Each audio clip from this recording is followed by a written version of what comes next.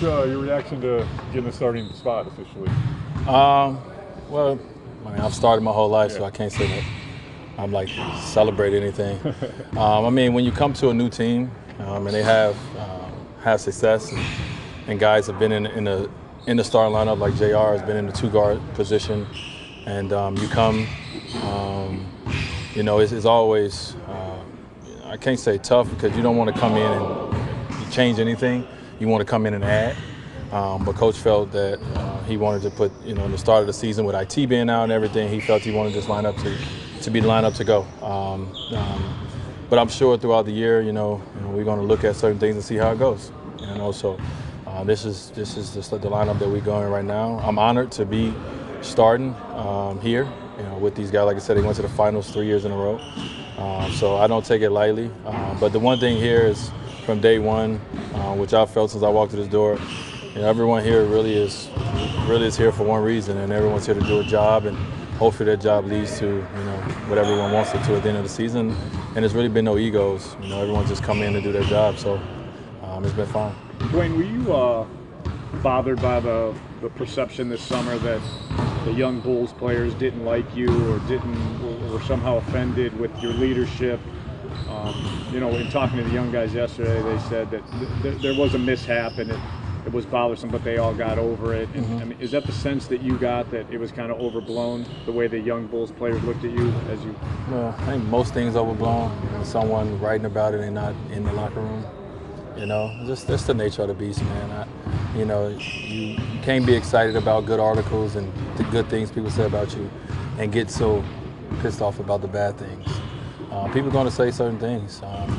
Everyone knows the truth. Those young guys in the locker room, especially after, me and Jimmy went off on that loss out the Atlanta. We all sat in the locker room and had a great conversation. And I apologize for, if what I said came off to those guys as being personal. It's all about, winning and trying to build winning habits.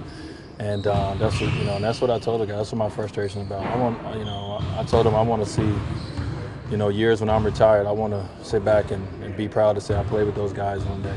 Hopefully they have all-star careers and hopefully Hall of Fame careers. And, you just want to say that you was a part of, making them understand, what it takes to be successful, in this league. And that's all it is. So, but yeah, man, that was in January. We moved on from that.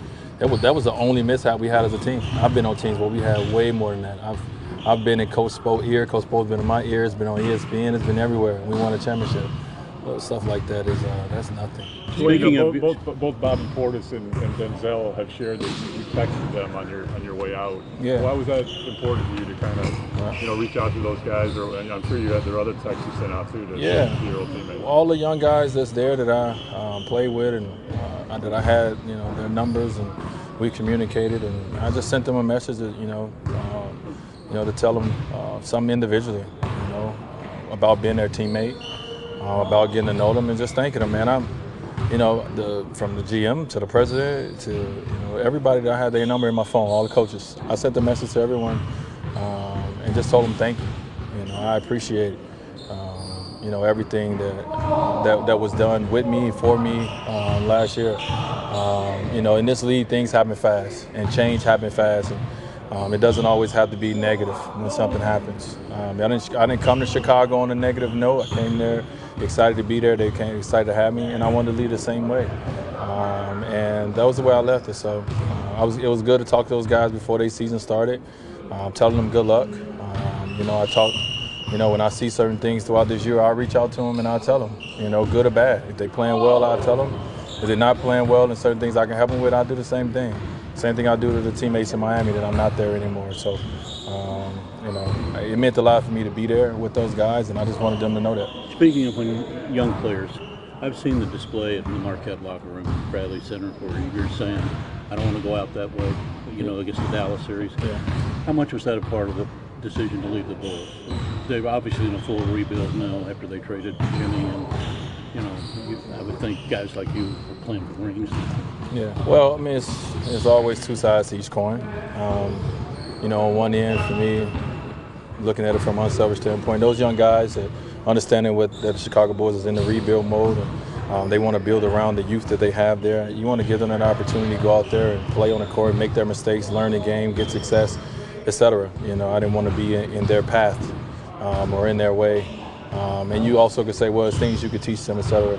I think, you know, some of the things that, you know, hopefully I did, hopefully Jimmy did, and etc. D Rose, when he was there with some of those guys, and some of the things that you helped, you know, you taught them, and hopefully they use it throughout their career. But and also on the other end for me, you know, I'm 35 years old. I've been in the league going on my 15th season.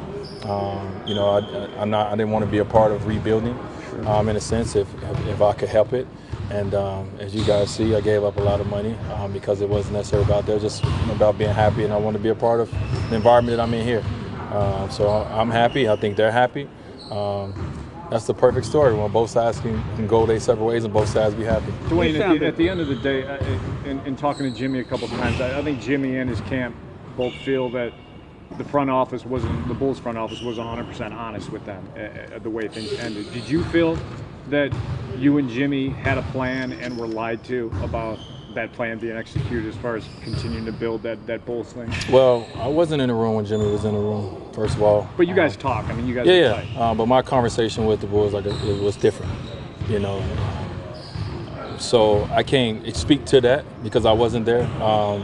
You know, one thing that I didn't walk out of the room feeling that Jimmy was going to get traded, and I didn't walk out of the room not knowing either. It was the unknown of what was going to happen. And I think in that situation, you know, they chose a path. It was either choosing to build around Jimmy or choosing to build around your head coach and Fred and putting the talent around him and the offense around him that he needs to be successful. And I think they chose the other way. So, but shouldn't a front office, when you have two stars, shouldn't a front office have more communication? Shouldn't? With the stars? Oh, now that's a different conversation. It's a lot of things that should happen and shouldn't happen from probably both sides, from players and from ownership. So that's definitely an argument that is not for today. But, you know, it's business, man, and sometimes business shows its ugly head, and sometimes business can be cordial and go both ways. So, but that's a conversation for a whole nother day. I don't know level this game tonight is meaningless to me because there's no meaningless? Yeah, but there is meaning. That was the way I was going. There's meaning the way that this game gets played because you got a season to get ready for it. On the surface, it's a preseason game, doesn't count. Why does it count in your world with this team now? Well, I mean, every opportunity you have, you know, especially this time of the year, you want to take that opportunity to get better. This would be our first time. This would be our first time with our starting group together on the floor at the same time. First time with a lot of new guys, like 10 new guys here playing with LeBron. It's going to be a first time for a lot of things, even though this is the fourth preseason game. And we only got one more to get ready before the opening season. We're still trying to get our game legs. We're still trying to get our in-game conditioning, et cetera. So we're trying to execute, we're trying to learn our coverages. So all of it's important. The minutes that we're out there are important. There have been great teams like Kobe and Shaq where they didn't get along so well, but they won. How much does your personal relationship with LeBron factor into the chemistry here? I mean, I think it goes a long way. I mean, not only mine. I mean, he has obviously a relationship with Kev and JR and you know, guys that's been here with Tristan, et cetera. So I think for me, coming here is comfort with, you know, I played with a guy. I've lost championships with a guy. I've won championships with a guy. So it definitely made it comfortable for me to walk in here and be myself. But, you know, it's not just about that. We got to get other guys that got to get comfortable with him. You know, Derek hasn't played with him. Jay hasn't played with him, and so forth. So we need other guys to get comfortable with him. He's the guy. You know, he's the guy, and you know, as he go, we're going to go. But it's our job to support him, you know, throughout this year. So we're going to try to do our best at that. You talked about some last season. 8 years ago, 7 years ago, the Bulls thought you, Derek, Ron would be playing together. Have you guys discussed it all? And what's the dynamic with you going to play with Derek in the backcourt? We haven't discussed it, honestly. We've really just been focusing on here. We've only been together for a little over a week, and like I said, LeBron's been out, so we haven't even been together whole on the basketball floor. But you know, I've spoken to the media, and from my standpoint, and said I thought it was 2 times I might play with D Rose. I thought the Miami Heat was getting the first pick in 2008, so I thought we was gonna play with D Rose. Didn't get that one, and then 2010 came an opportunity that didn't happen, and then the time when you least expect it, it happens. You know, that's the league we play in. But I just love, you know, getting to know him, man. Love how he looks, how comfortable he looks here, the way he's playing right now. You know, we're thankful to have him, especially with IT being out, having a guy like D Rose to step in and be a starting point guard. I mean, how many teams have that luxury? What do you anticipate you and he playing together? I don't know. We'll see, man. I don't know. I've never played with him, you know, and I don't. You know me. I don't really think about the analytics and talk about these guys not 3-point shot. I don't think about that. I just think about being able to be on the floor and win games, and that's all that matters. And I think, you know, his ability to play, his ability to slash, make plays, my ability to do the same. I think we got enough of different things on this team. You know, you don't want too much of just the same thing. I think we got enough of different things. I think me and him bring something different to the game. And we'll be on the court at times together, and other times we won't be. But I'm just enjoying the process of being around all these guys. These are great basketball players, and you know, I get to be around these guys. So just lucky and blessed to do that. Did you tell him next time you have a chance to recruit me, pick up the damn phone this time? No, that's not 2010. That's not his personality. Don't want to do something that's not his personality. We knew he wanted us to come there.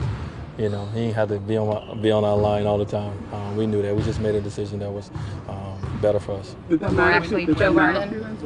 Joe Barden and then When Derek goes off, have you been running up? When Derek goes off? Yeah. Yesterday at practice, Ty told us that Derek's going to run the first and second. Yeah. Go off early.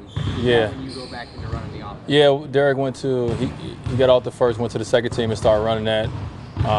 And then I can't say I'll start running the other team, and you got LeBron out there, so yeah, can't say you run there. But I definitely got us into offense and LeBron got us into offense as well. So I think we got multiple guys that can do it.